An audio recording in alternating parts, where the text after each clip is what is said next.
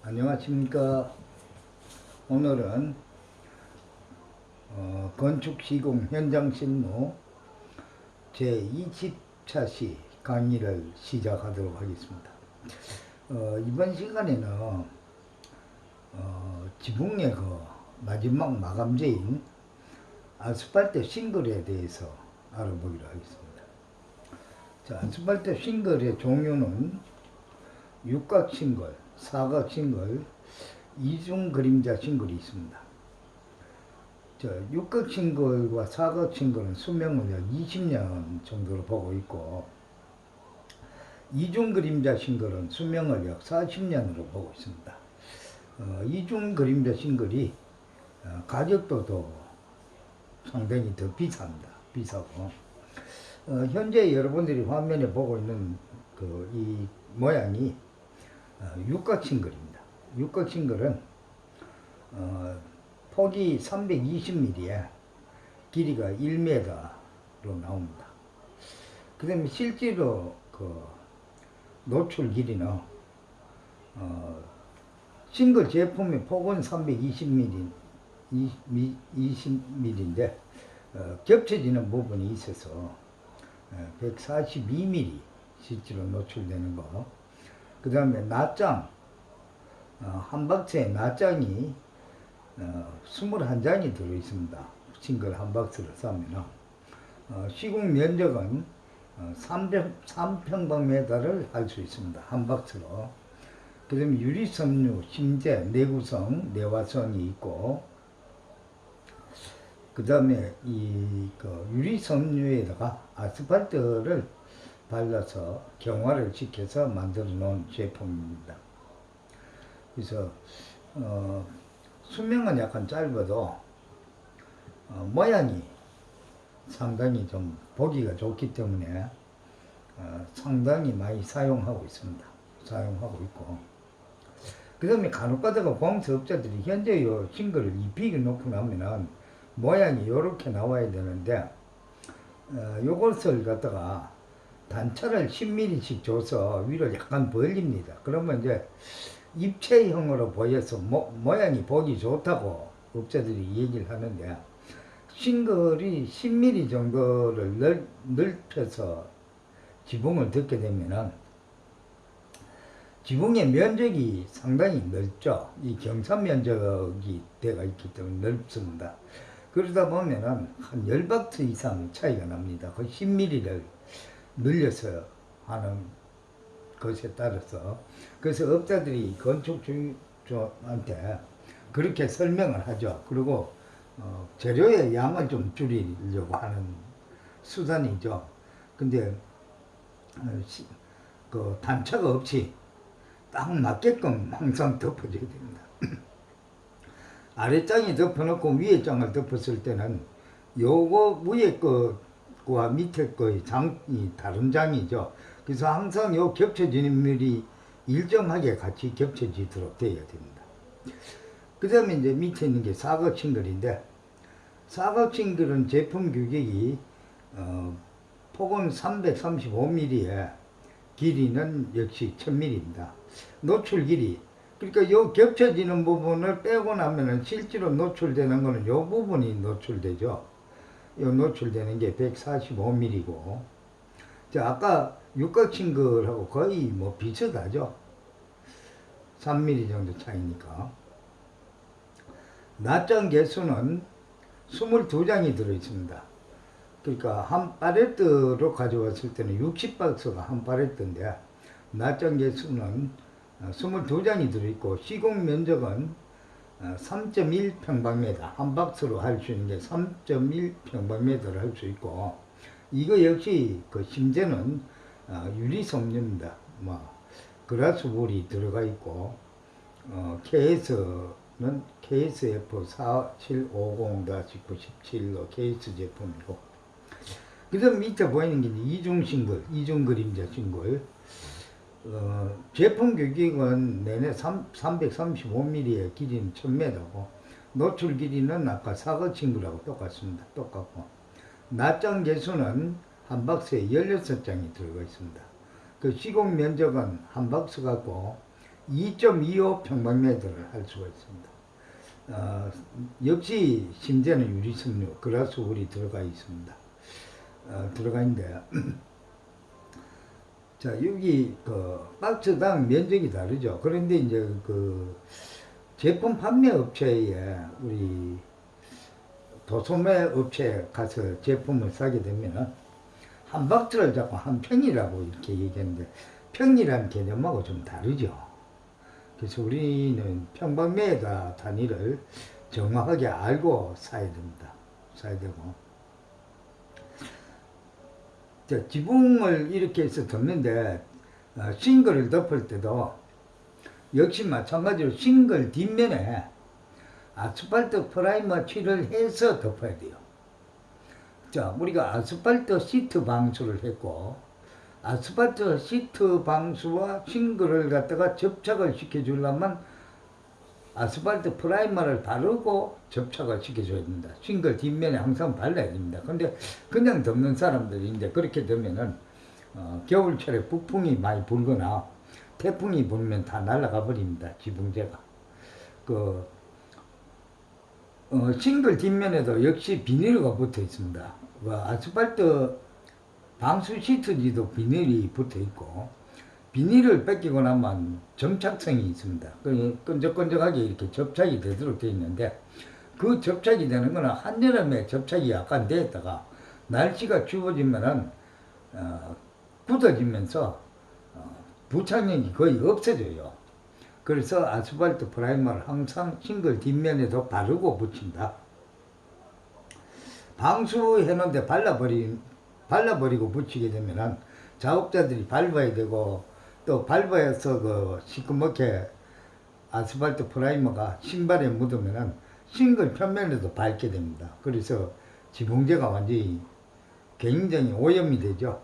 그걸 방지하기 위해서 항상 싱글 뒷면에다가 롤러를 갖고 프라이머 칠을 한 번씩 해서 발라야 된다. 간혹 가다가 이 숙련공들은 그렇게 하는데 비숙련공들이 현장에 투입되면 점착성이 있으니까 그냥 붙이게 되는데 그냥 붙이면 하자의 원인이 된다는 것을 반드시 여러분들이 알고 있어야 됩니다. 건물 주인도 알아야 되고 시공업자도 알아야 되고 시공자도 알아야 됩니다. 사실은 이 건축 시공이라는 것이 우리는 공사업자만 알면 된다. 안 그러면 내가 건축 일을 하는 사람이니까 나만 알면 된다고 생각하는데 그렇지가 않습니다. 이거는 일반인 누구나 다 알아야 됩니다. 왜 다 알아야 됩니까? 우리는 건물 속에서 태어나고 건물 속에서 생을 마감할 때까지 살게 됩니다. 그러면서 살아가면서 누구든지 인테리어를 할 수도 있고 집수리도 할 수도 있고 내 집을 지을 수도 있습니다. 또 도급업자한테 공사를 맡겨서 지을 수도 있고 내가 알아야만 관리 감독을 할 수가 있습니다. 내가 모르면 어떻습니까? 일은 일하는 사람 마음대로 하고 돈은 내 돈 줘야 되죠. 그러다 보면 자연적으로 내가 모르기 때문에 덤터기 서는 거죠. 쉽게 말해서 좀 나쁘게 말하면 사기당하는 거죠. 내가 모르기 때문에. 그래서 누구든지 다 알아야 되는데 우리 사회가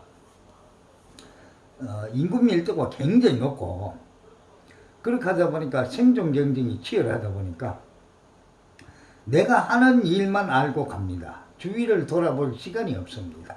특히 한국 사람들이 세계에서 더 유명합니다. 그걸 보면. 그러니까 내 거밖에 모른다. 내가 하고 있는 일밖에 모른다.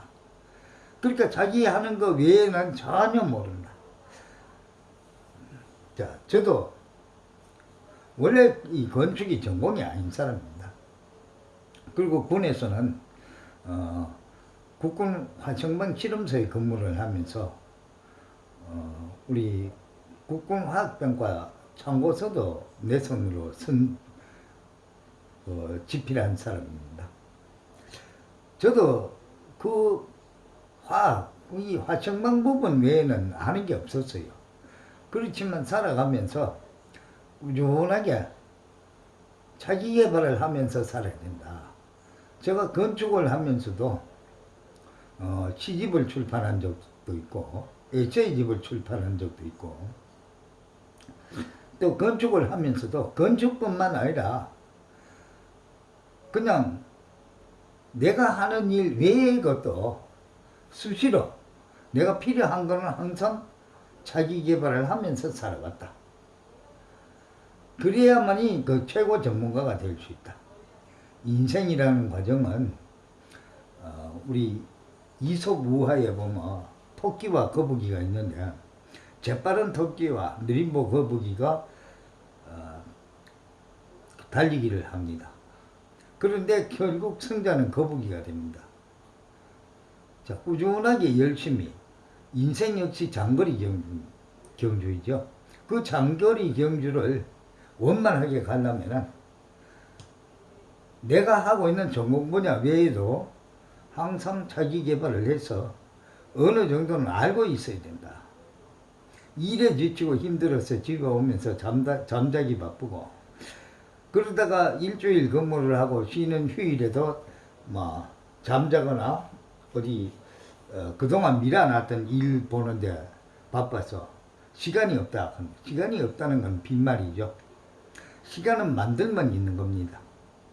그래서 누구든지 다 알아야 되는 문제다. 저도 사실은 컴퓨터 컴맹 세대 사람입니다. 지금 나이 70에 그 당시에 컴퓨터를 배운 사람 없어요. 저도 컴맹이었습니다. 그렇지만 90년도 중반부터 공사 현장 사무실에 컴퓨터가 보급이 되기 시작했습니다. 저도 후배들한테 밀려서 바보가 되지 않으려면 컴퓨터 공부를 해야 했습니다. 컴퓨터 무작정 따라가기라는 책을 한 권 사다 놓고 컴퓨터를 한 대 사고 집에서 그냥 틈나는 대로 하는 겁니다. 그렇게 하다 보니까 캐드도 하고 엑셀도 하고 한글도 하고 다 할 수가 있게 되더라. 저도 학원이나 학교에서 컴퓨터를 배운 적이 없는 사람입니다. 또 건축 역시 화성방을 전공한 사람이 또 우리 방사능이라는 걸 우리 한국 사람들이 잘 모를 때 제가 화성방 실험소에 있었기 때문에 화성방이 우리 인체 방사능이 여러분들 핵무기 하면 방사능 나온다 그러죠. 그 방사능이 우리 인체에 미치는 영향 인체에 미치는 영향을 갖다 장애 방어령이라고 해서 논문을 써서 국내 화학평론지 창간호에 등재된 적도 있고 국방부에 공식적으로 인정을 받았습니다. 자, 우리가 그런 사람이 건축을 전혀 몰랐죠. 건축 현장에서 일을 하면서 공부를 해가면서 사실은 일용직 목수 대모도를 시작해서 오늘에까지 오게 되었습니다.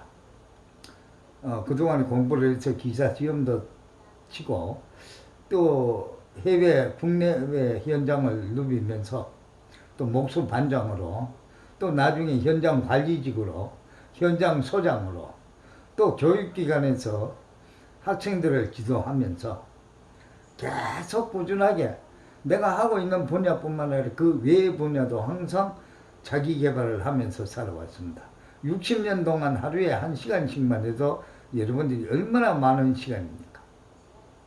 사람은 죽는 그날까지 자기 개발을 하지 않으면 언제든지 바보가 될 수밖에 없습니다. 자, 외부 벽체 공사. 자, 박공벽 설치. 박공벽은 스터드의 간격은 벽틀, 월의 스터드 간격과 동일하게 하고 양측 벽 박공벽에 벤트를 설치하여 건축물 내부의 통풍을 유지시킨다. 우리가 석가래가 이렇게 걸리고 마룻대가 이렇게 있고 바깥에 이제 요거는 박공이 붙는 겁니다. 석가래 맨 끝에는 항상 이렇게 박공이 이런 모양을 붙게 됩니다. 박공이 붙었는데 박공 처음에 벽틀을 짜서 세웠을 때는 마구리 장선이 있고 이렇게 생겼는데 여기에는 대공만 서 있었는데 지붕공사를 해놓고 내려와서 요것도 마저 막아줘야 된다. 여기도 막아야만이 요 부분을 OSB로 막아줄 수가 있다는 거죠. 요 부분을 박공벽이라고 합니다. 박공벽. 우리가 위에 사진을 보면은 이렇게 빼갖고 맨 마지막에 노출되어 있는 박공, 자 우리가 박공, 목재로 박공 이 부분을 그려놓은 겁니다. 이 부분을 그려놓고 여기 보면 안에 OSB를 다 막았죠. 자 이걸 막으려면은 맨 밑에 벡터를 짰을 때 이 밑에 있는 벡터라고 똑같은 간격으로 이거를 세 기둥을 다 스터드를 세워줘야 여기도 OSB 판재를 붙일 수가 있고, 여기에 보통 전원주택에 가보면 육각이나 팔각으로 된 그릴이 있는 플라스틱 제품이 붙어 있습니다. 그걸 갖다 벤트라고 하죠. 왜? 통풍을 시켜주기 위해서 벤트가 반드시 붙어야 된다. 이 목재는 말입니다, 물 속에 잠기거나 진흙 속에 있을 때는 절대로 썩지를 않습니다. 심지어 수천 년이 가도 썩지를 않습니다. 그런데 통풍이 잘 돼야만이 썩지를 않는다. 통풍이 안 되면은 외부에서 들어온 습기라든가 자체에서 발생되는 습기가 목재에 묻어서 빨리 마르지도 않고, 이거는 물속에 잠겨 있는 것도 아니고 부패균이 번식을 하게 되면은 목재는 빨리 썩어버리게 됩니다. 통풍만 잘 되면, 사실은 목재 구조물을 바깥에 비 맞는데 그냥 하나 만들어 놔도 목재는 잘 썩질 않습니다. 그냥 책나무 아무 칠도 안 하고 목재 색깔 있는 그냥 나무를 놔놔도 오래되면 겉에 표면이 시커멓게 변했지만, 그것이 우리가 사과를 깎아 놓으면은 색깔이 변하듯이 산화작용에서 변하기만 했지, 대패로 갖다가 대패질을 하게 되면 새나무가 그냥 나옵니다. 대패질만 싹 하면. 그것처럼 통풍만 잘 되면 절대로 썩질 않는다. 그 다음에 지붕을 다 덮어놓고 요 박공벽을 갖다가 틀 짜놓은 위에다 박공벽을 설치해주고, 그 다음에 외부 쪽에 지붕공사 완료 후에 바깥쪽에 OSB를 붙입니다. OSB를. 이 바깥쪽에 OSB를 붙입니다. 바깥쪽에 OSB를 붙이고, 바깥에를 붙여야만이 여기 중간에 단열재를 여기다 열 수가 있습니다. 바깥쪽에 OSB를 부착하고, OSB 부착은 아연피스, 나사못으로 30cm 간격으로 박아서 부착한다고 했습니다. 현장에서 가만 보면 공사업자들이 작업 속도를 빨리 하기 위해서 자꾸 탁가를 쓰라고 이 강조를 많이 하는데, OSB 판재가 목재 구조에 붙는 거는 부조체를 갖다 보강하는 차원이기 때문에 목재의 비틀림이나 이럴 때 탁가 비는 그냥 빠집니다. 여러분들 어떤 모양을 만들기 위해서 방부목으로 된 마루 판재나 이런 걸 가지고 건물 외벽에다가 인테리어 형식으로 건물 외부에다가 탁가로 박아 놓은 거 지나가다 보면은 비틀려 갖고 핀이 빠져 갖고 이렇게 들뜬 것들들을 볼 수 있습니다. 구조체를 보강해 놓은 게 그렇게 들떠버리면 변형이 오죠, 집이. 그래서 항상 나사못을 박는다. 그 다음에 외부에 OSB 부착 후에 밖에서 안쪽으로 못을 박아서 단열재를 붙여서 흘러내리지 않겠다. 여기 보면 빨갛게 이렇게 표시들이 이렇게 있습니다. 여기 뭐냐면은 바깥에서 안쪽으로 탁가핀을 이렇게 박아 놓은 거예요. 탁가핀 63mm 탁가핀을 DT64 탁가로 드문드문 박아 놓습니다. 밤송이처럼. 그러면 단열재를 이 틀과 틀 사이에 단열재를 집어넣게 되는데, 단열재는 이불 솜처럼 생겼는데 요즘은 전부 비닐에 쌓여서 나옵니다.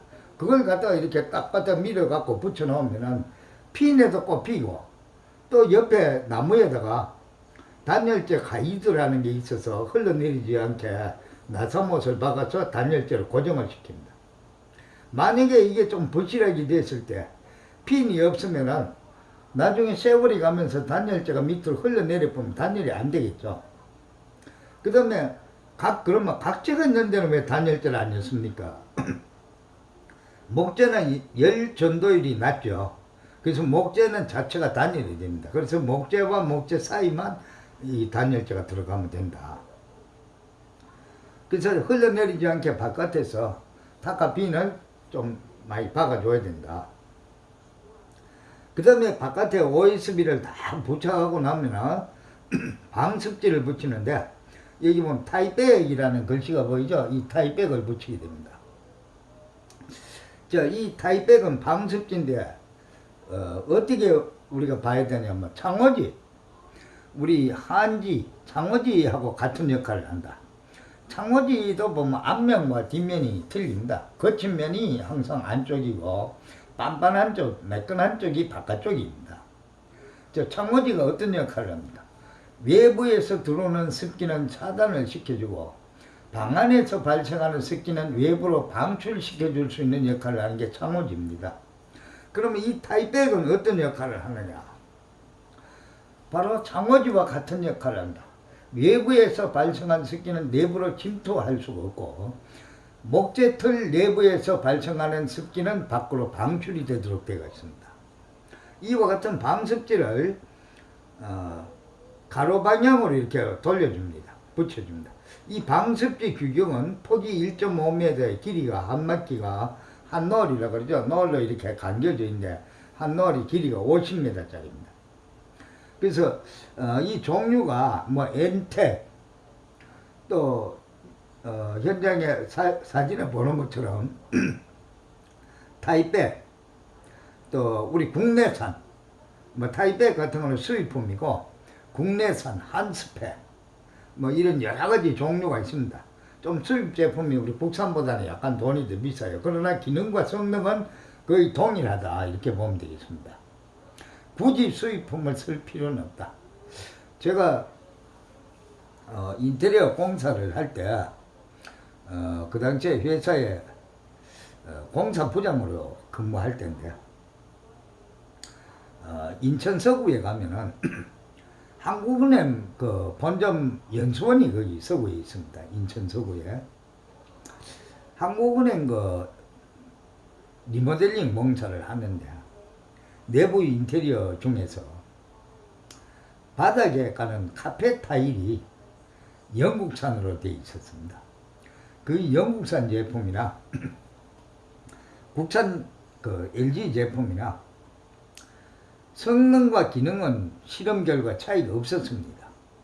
그래서 제가 국산으로 대체할 것을 연수원 측에다가 건의를 했는데 결국 그것 때문에 연수원장하고 직접 만나서 했는데도 결국 바꾸지를 못했습니다.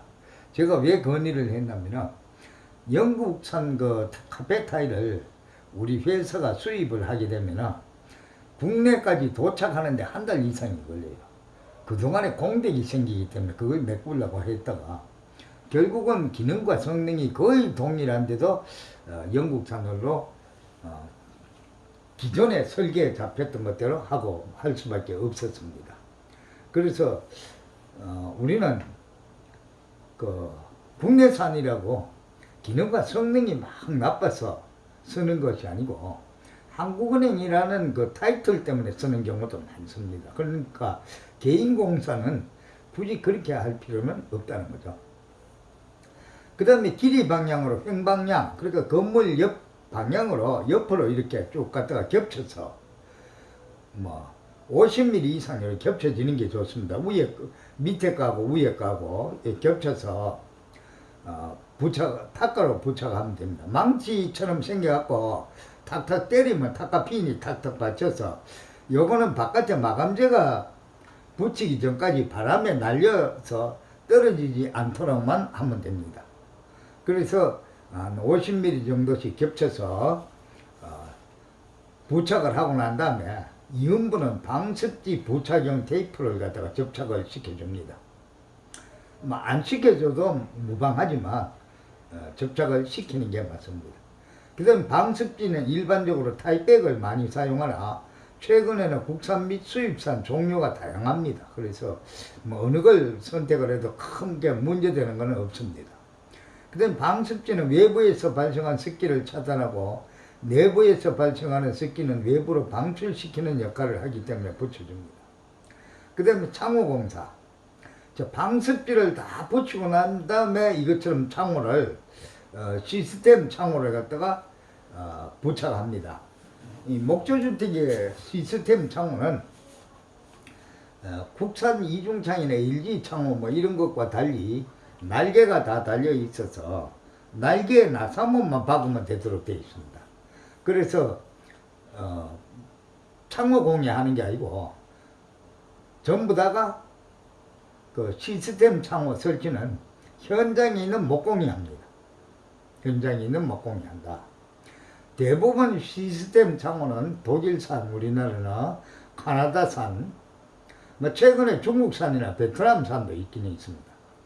그래서 이런 것으로 하고 있는데 제가 권장하고 싶은 거는 독일산이나 카나다산 아니면은 미국 그 필라델피아 쪽에서 생산되는 제품들이 있습니다. 그런 게 좋습니다.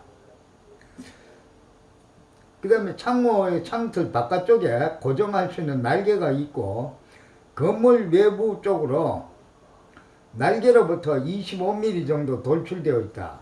저 건물 이 날개가 이 바깥쪽으로 날개가 있고 날개 바깥으로 25mm가 창틀이 튀어나와 있습니다. 왜 튀어나오냐?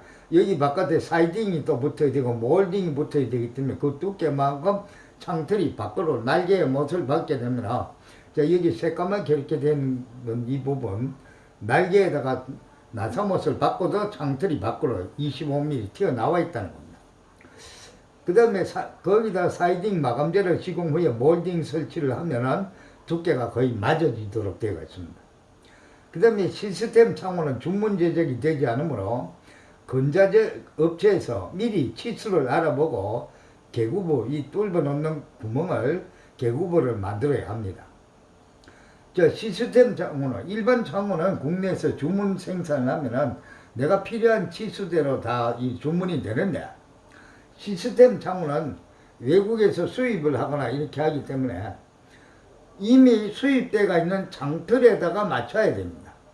국산은 1200, 1500, 뭐 한자 단위로 치수로 되어 있는 거는 주문하지 않고 돈만 있으면 가서 사면 됩니다. 기성 제품이 많습니다.